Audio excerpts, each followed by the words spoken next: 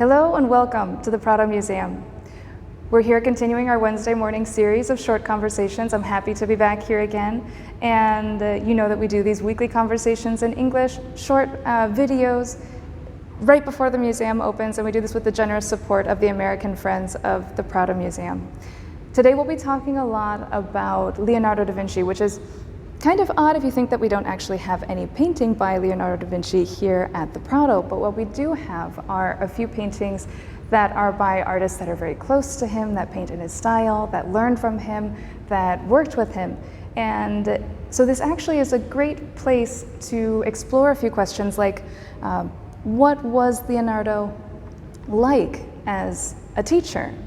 What did he want to pass on to the next generation of artists? And how did they absorb those ideas? How did they absorb those techniques and make it their own? And these are just the kind of questions that were posed in an exhibit last year curated by Ana González Mozo here at the Prado Museum, where this copy of the Mona Lisa was the centerpiece of the exhibit. And so today we'll talk a little bit about why this is such a special painting in this collection and also an important document, really a document in art history. Now this is the oldest known copy of the Mona Lisa, and before we go too much farther, we have to think for a minute about the ideas of originals and copies. And more than think for a minute, we actually have to kind of forget everything that we think about originals and copies today, because all of those ideas, all of those value judgments really just don't apply to the Renaissance, and they don't apply to a Renaissance workshop, because copies were very valuable. They were essential. They were essential as a basis for learning. Apprentices would learn by copying a master's composition and acquire his pictorial techniques that way. And they were also important to increase the production of a workshop. And there would have been no trouble at all at that time buying and selling copies. It really isn't almost until the 20th century that we start to get some of the ideas about original and copy that we have with us today. Now, if you notice the figure of the Mona Lisa here in this painting, you can compare it with the painting in the Louvre, and it's the exact same size and shape. And so how did they do that? Well, we know that this figure was placed here with the cartoon transfer process. Now, cartoons are kind of like a Renaissance version of a carbon copy. There's a few different ways to make them, but a master artist would draw the composition that he wanted on a sheet of paper in any amount of detail, just a few sketches or in a lot of detail, and then one way to get that drawing from the sheet of paper to the support that needed to be painted would be to punch holes in the most important lines. And then that sheet with the lines with the holes in the lines would be placed on top of the support that needed to be painted. And then you could spread some kind of chalk or carbon on top of that paper to leave the dots on the support that needed to be painted. You take off the sheet, and then the apprentice could work on top of something that the master had created himself. And of course that could be repeated, any number of times and increase the production of the workshop. Now, this painting has been on display ever since the Prado opened in 1819. I said it was a special painting in the collection, and that's kind of why. It's been on the walls here since the museum opened. But it didn't always have the appearance that it has today. It used to be attributed to an anonymous Flemish artist, and that's because it used to look very different. All of this landscape that we see here, we used to not be able to see. This used to all be covered by black paint, if you can imagine it. The first technical studies were done on this painting between 2010 and 2012, and the restoration team realized that there was some material underneath that black paint. And they started to study it and saw that it could be safely removed and that it was an addition from the 18th century. And underneath, all of this landscape started to appear. You can see great videos of this on the Prado's website and see this landscape really come out of the black, and it's really exciting to see. During those same technical studies, Ana González, the curator that I've already mentioned, she noticed that this wasn't a typical copy of the Mona Lisa done by a disciple or a student, even in the workshop, looking at the painting, the original painting, in the current state that we know today. And one of the reasons is that it shares some of the pentimenti that the original painting has as well.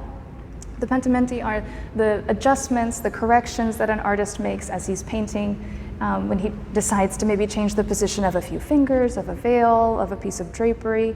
And in this painting, they're not visible on the surface, but in the infrared images, we can see a few of these changes. And the same changes that are done in the original are also done here. And there's only one way that that can happen. That means that our copyist, our painter of this painting, was working side by side with Leonardo.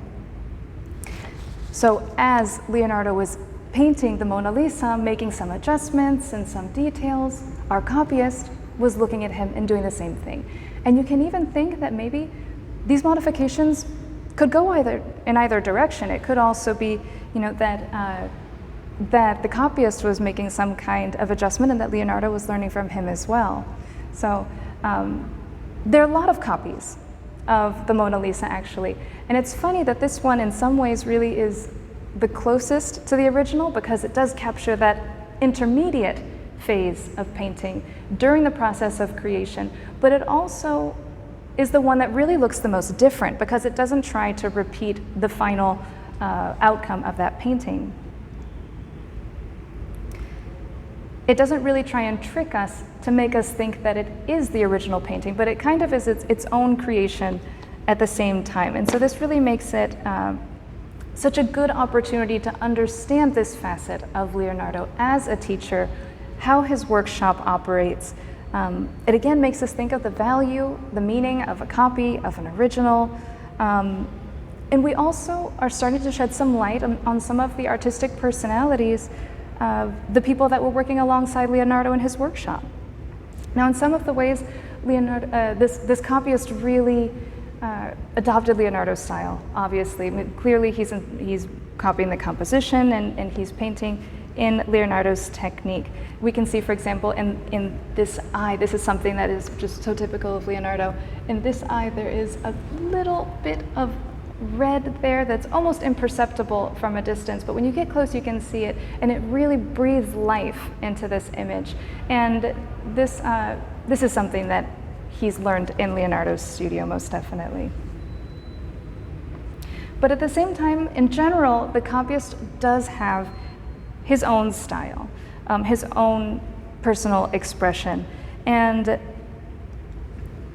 we can notice that his brushstroke is much more precise, it's much more linear. And mostly the overall painting doesn't really display that delicate, subtle sfumato that Leonardo is really, really known for. Sfumato being the blurring, the softening of those hard edges and contours. So while it is a copy of the original, it does have a lot of deviation from the original as well. We get to see a lot of the discretion, a lot of the taste of this copyist, and get to know a new artistic figure that was working so closely, shoulder to shoulder with Leonardo. Before the 2021 exhibit, there were no other paintings that were associated with this copyist, but now there are two more in other collections. So we're kind of uncovering somebody that was working with Leonardo, which is such an exciting thing to do. So I hope that you've enjoyed having a closer look at this copy of the Mona Lisa, and we'll leave it here for today, and we'll see you again next week for more conversations in English.